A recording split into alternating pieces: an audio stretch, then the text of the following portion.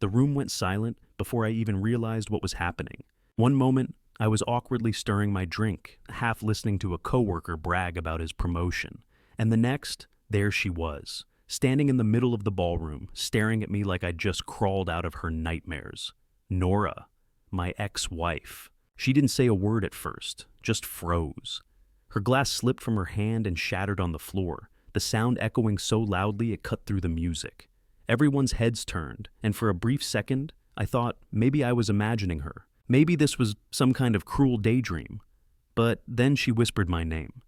Elliot. It was like someone ripped the air out of the room. I hadn't heard her voice in 3 years, not since she slammed the door that night, leaving me with nothing but my own pathetic excuses for why I wasn't enough. I wanted to vanish, melt into the walls, but before I could even process it, she stumbled toward me, and then she broke. Right there, in front of all these strangers in expensive suits and cocktail dresses, she collapsed. Not just tears, this was a full breakdown. Hands trembling, face twisted like she was reliving something horrific. She fell against me, sobbing so loudly people started whispering. My boss was standing across the room, looking like he was about to call security. I didn't know what to do. I stood there, stiff and cold, holding the woman who once told me I was the safest mistake she'd ever made. And then, between the sobs, she said something that made my blood turn to ice. They don't know what I did to you. I swear, the entire ballroom faded out when I heard that. I pulled back, staring into her tear-streaked face, but she just kept repeating it like some broken record. Her boyfriend, yeah, him, the guy she cheated with, stormed over, grabbing her arm, demanding to know what she was saying. She flinched. He looked at me like I was the villain, like I'd somehow caused this. But I knew that look in her eyes. Something was about to explode, and for the first time in years, I felt like I had the upper hand. I didn't move when she clung to me like that, her fingers digging into my jacket as if I was the only thing keeping her upright. All the eyes in the room were burning into us, but I couldn't focus on anything except the look on her face. It wasn't just guilt. It was something darker, like fear mixed with desperation. Her boyfriend, the same guy she left me for, was trying to pull her away, but she wouldn't let go. Elliot, please. I can't keep this inside anymore, she stammered, her voice shaking like she was about to confess to a crime. I was frozen. Not because I missed her or anything like that, God no, but because part of me had dreamed about a moment like this, where she'd finally admit everything. But this felt different. This wasn't the rehearsed, manipulative Nora I remembered. This was a woman unraveling in front of everyone. The crowd was pretending not to watch, but I could feel their stares like knives.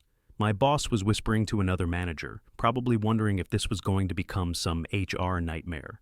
The guy she cheated with looked like he was seconds away from dragging her out of the building. And me?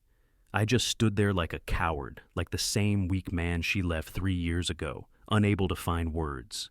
Then she said something that made the entire room tilt for me. I lied to everyone about what happened between us, about why I left. I felt my stomach drop. What the hell was she talking about? Back then, she made it sound like I was the problem, lazy, unmotivated, not good enough. She destroyed me with those words. But now, in front of dozens of people, she was saying there was more to it. Her boyfriend's grip tightened on her arm. Nora, stop it! You're making a scene, he hissed through clenched teeth, but I could hear the tremor in his voice. It wasn't anger, it was panic. I finally spoke, though my voice cracked like I was still that broken man she walked out on. What are you talking about, Nora? She looked straight into my eyes, and for a moment, the room disappeared. She wasn't looking at me like an ex-husband. She was looking at me like someone who had carried a secret for too long, and it was tearing her apart. Elliot, you don't know the whole story, she whispered. And then she said something I'll never forget. He made me do it. The entire room went dead silent. Even the music stopped. Her boyfriend's face drained of color, and that was the moment I realized. Whatever story I thought I knew about my own marriage, it was just the surface of something much, much uglier.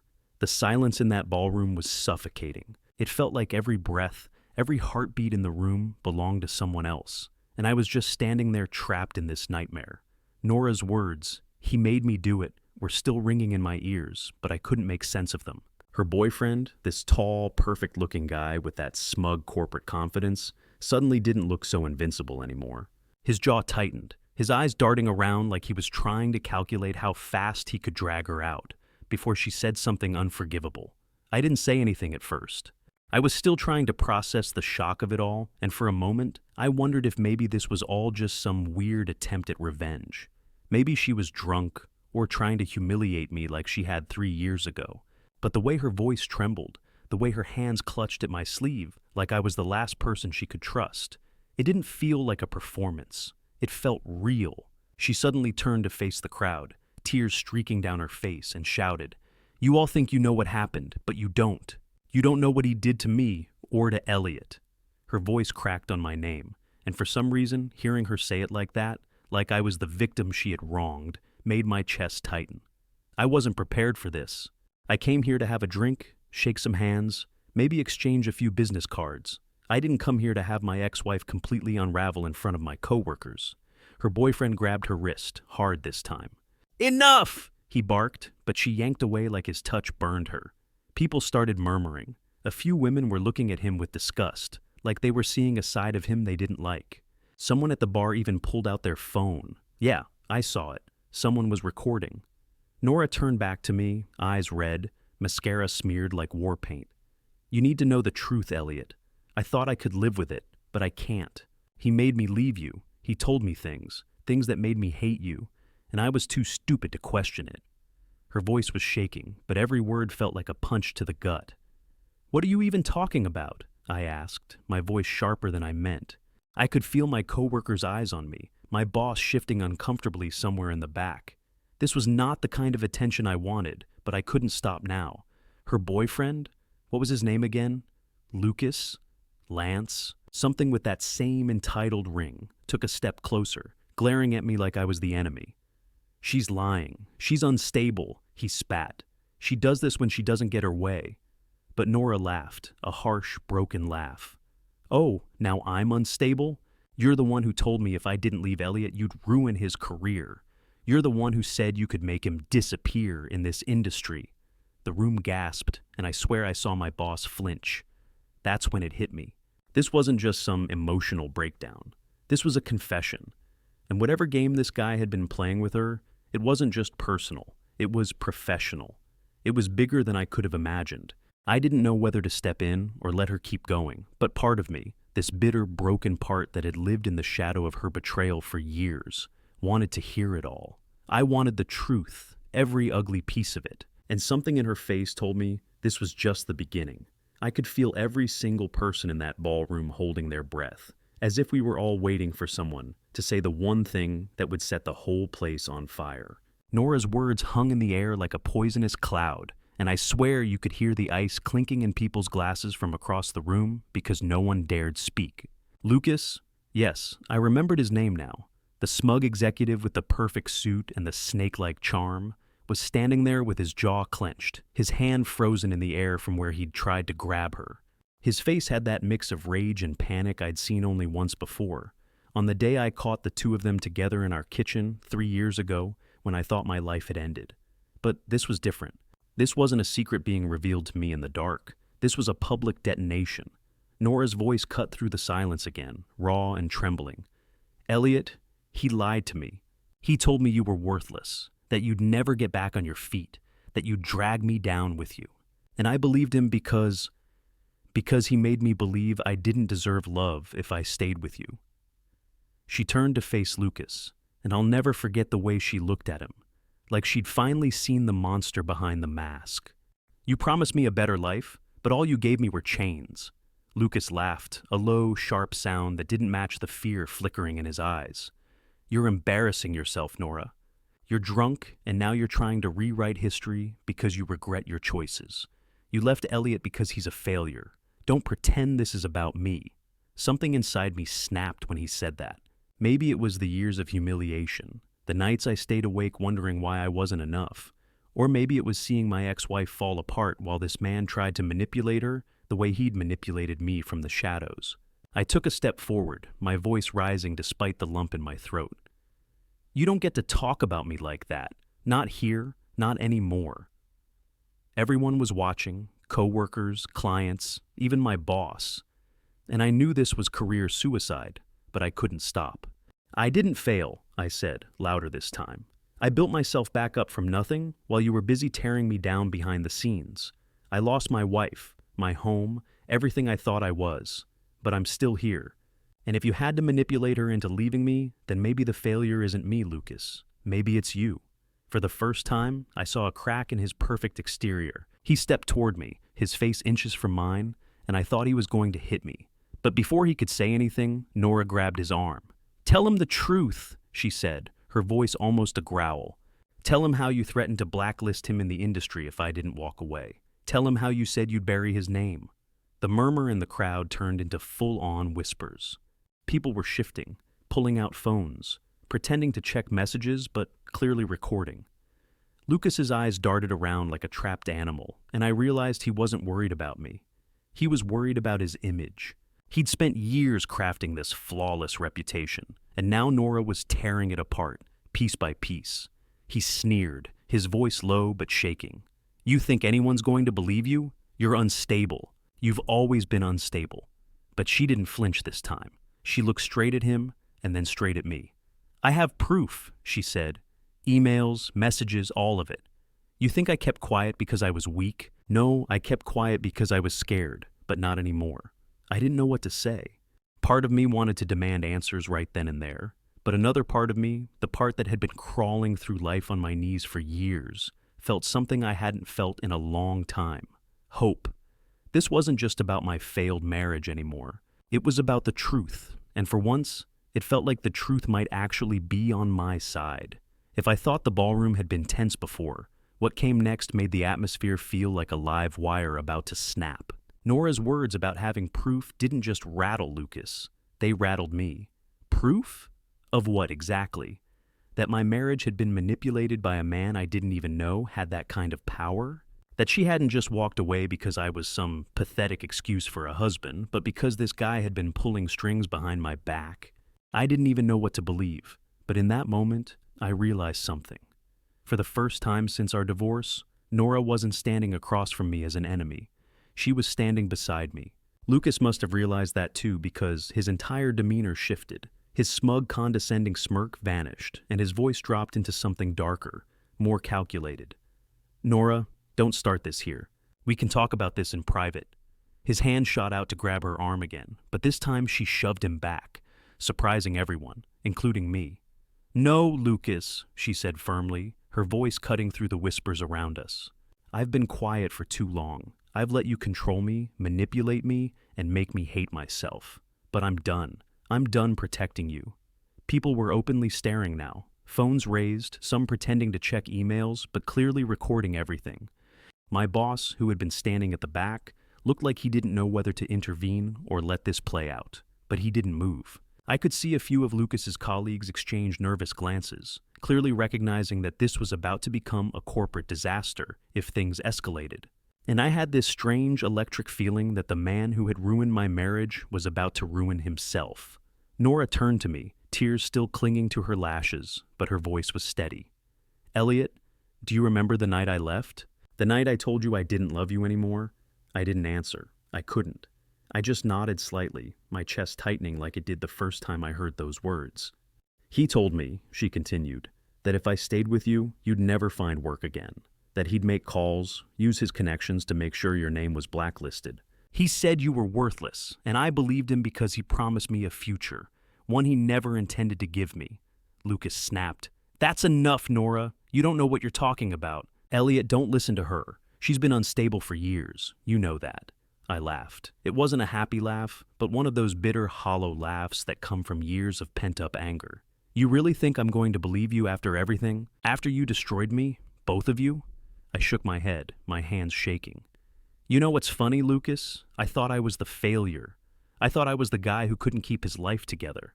But seeing you now, I'm realizing you're just a scared little man hiding behind your reputation." For a split second, I thought he was going to punch me. His face went red, and he stepped forward, his voice dropping to a threatening whisper. "You don't know who you're dealing with, Elliot. I can make one call and then Nora cut him off, her voice sharp and cold. "You won't make any more calls, Lucas. Not after I show them what you sent me." She reached into her purse, pulling out her phone, her hands trembling but her eyes blazing. "Do you remember the emails? The ones where you bragged about breaking him down so you could have me? Because I saved them. All of them.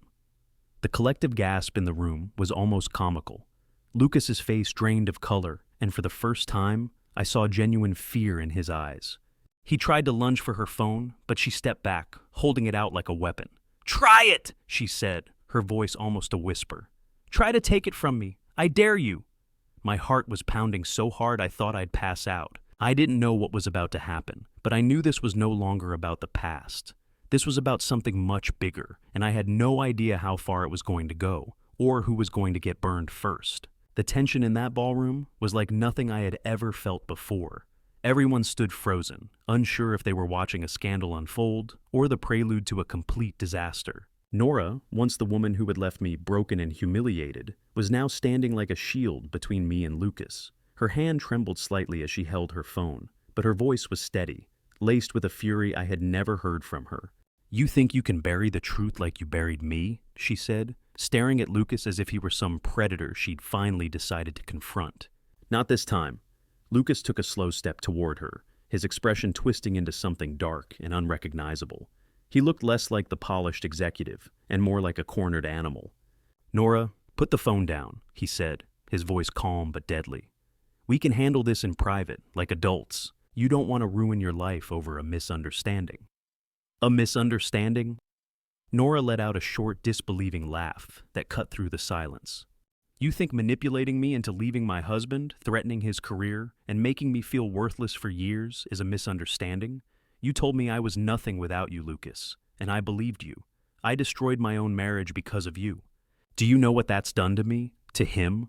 She pointed at me, her fingers shaking but her voice unwavering.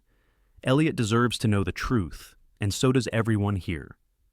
I didn't know where to look. My chest felt tight, my heart pounding like a drum, and for a second, I felt like I wasn't even standing there anymore.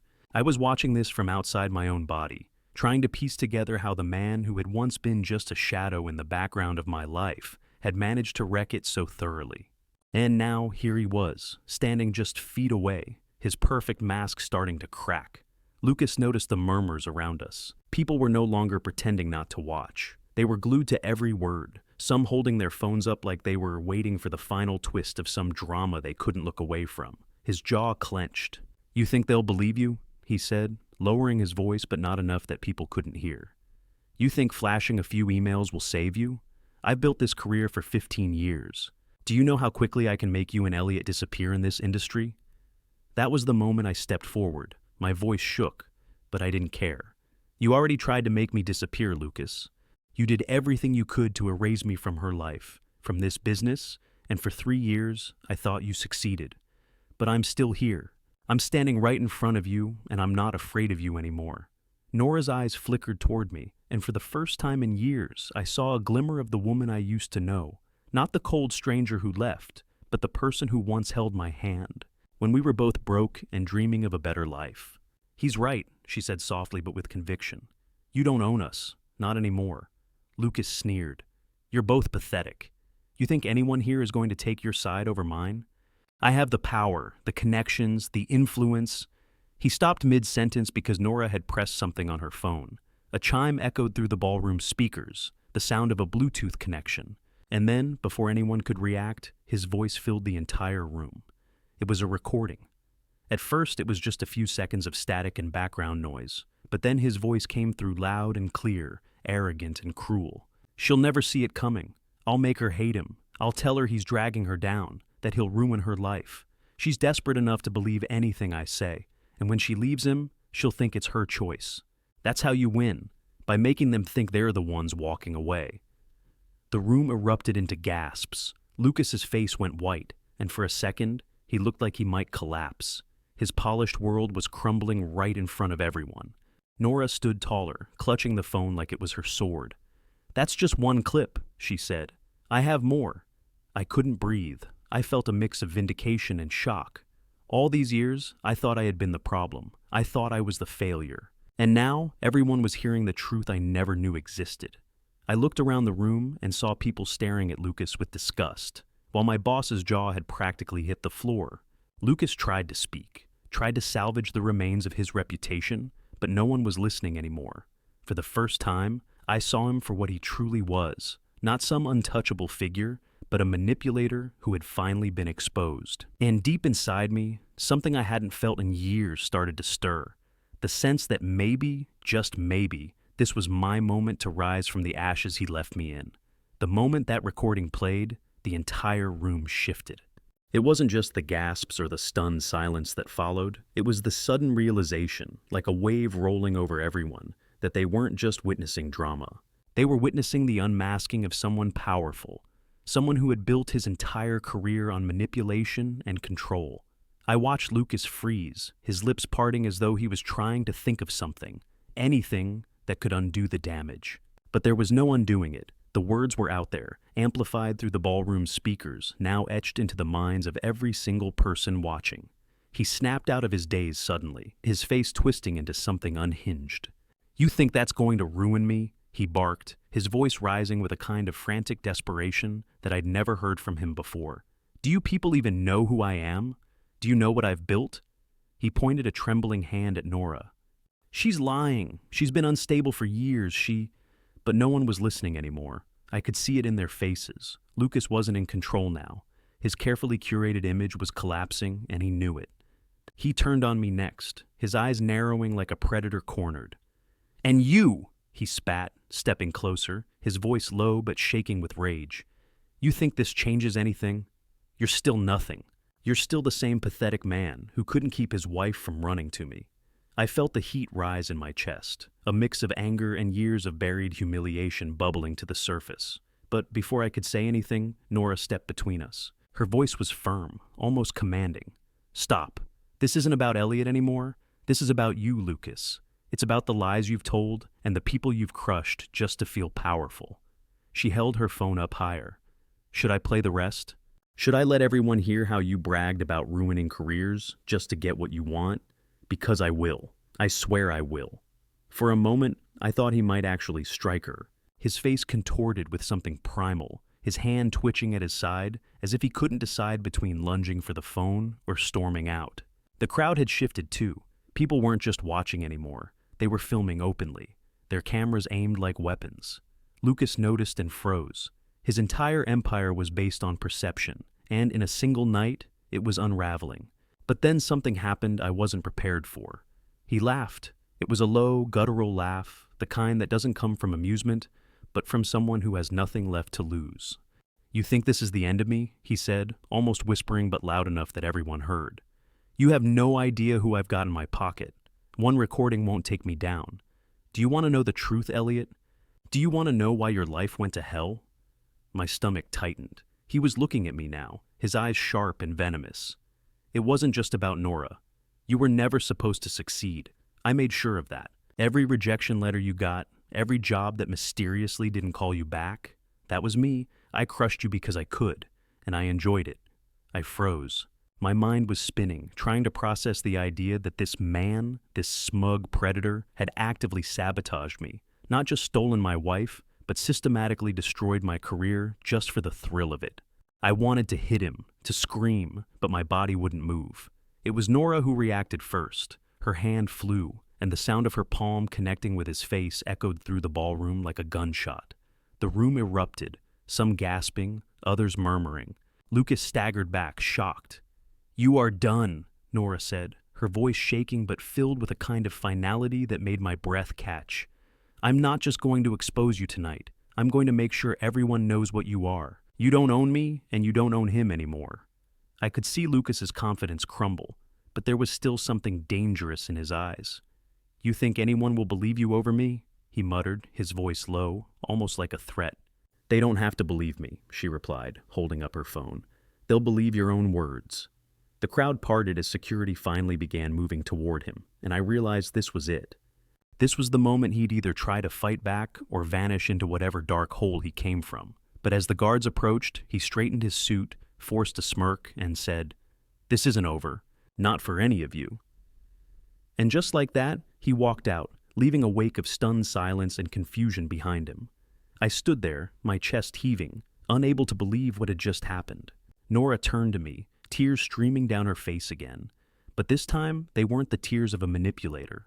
They were the tears of someone who'd finally been freed from a cage she didn't even realize she was in. "Elliot," she said softly, "I need to tell you everything. Not just about him, but about why I left. About the truth I couldn't face until now." When the ballroom finally emptied, I found myself sitting across from Nora in one of the quiet lounges of the hotel. The music, the chatter, the chaos. It was all gone now, replaced by a heavy silence between us. She looked smaller somehow, not the confident, untouchable woman I remembered, but someone who had been carrying far too much for far too long. Her hands were clasped tightly around her phone, as though letting it go would undo everything she'd just done. "I need to start from the beginning," she said, her voice barely above a whisper. I didn't interrupt. I just nodded, waiting, my heart pounding. "The night I left, Elliot, I didn't hate you. I didn't stop loving you. I was terrified. Lucas had been whispering in my ear for months, telling me I was wasting my life with you, that I'd end up with nothing. He told me you'd never recover from losing your job, and that if I stayed, I'd be dragged down with you. And then," she paused, her voice breaking. "He said if I didn't leave, he'd make sure you'd never work again. He had connections, real ones, and I believed him. I thought I was saving you by walking away, even if it killed me inside. I didn't know what to say. For years I had convinced myself I was the problem, that she left because I wasn't enough. To hear that it was all a calculated game by a man who wanted to destroy me was both a relief and a fresh wound. You could have told me," I said finally, my voice softer than I expected. "We could have fought him together." Her eyes filled with tears. "I know, I was weak. I thought I was protecting you, but I see now that I was protecting myself from the truth. I didn't want to admit how much power he had over me. I'm so sorry, Elliot. You didn't deserve any of this." For a long moment, we just sat there, two broken people staring at the ruins of what had once been our life together. But then, something shifted. Maybe it was the way she reached out and took my hand, or maybe it was the realization that, despite everything, I wasn't angry anymore. I was tired of carrying that bitterness like a chain around my neck. "You're free now," I said quietly. "We both are." She nodded, squeezing my hand. "I've sent the recordings to a lawyer. Lucas won't be able to hurt anyone again. I'm going to make sure of that." There was a fire in her voice, a determination I hadn't seen in years, and for the first time, I believed her. When we walked out of that hotel together, the night air felt different, lighter, almost like the universe had shifted. We didn't talk much, just walked side by side in silence. But there was no tension anymore. We weren't the same people we were 3 years ago, but maybe that wasn't a bad thing. Before we parted ways, she turned to me, her voice soft but steady. "I don't expect you to forgive me, Elliot, but I hope, one day, you'll let me make things right." I thought about it for a moment and then smiled. Not a bitter smile, but a real one, the kind I hadn't felt in years. "Maybe we start by not letting the past define us anymore," I said. "We survived him. That's a start." In the days that followed, word spread about what happened at the event. Lucas's name began to crumble in the industry, and I received calls from companies that had once ignored me. I realized how much I'd been held back, and now, for the first time, doors were opening again. Nora and I didn't rush back into anything. We talked, really talked, for the first time in years. Maybe we'd rebuild something together. Maybe we wouldn't. But I knew one thing. I wasn't the broken man she left behind anymore. I'd found my strength in the fire she'd walked through to reach me. And that, I think, was the real ending we both needed.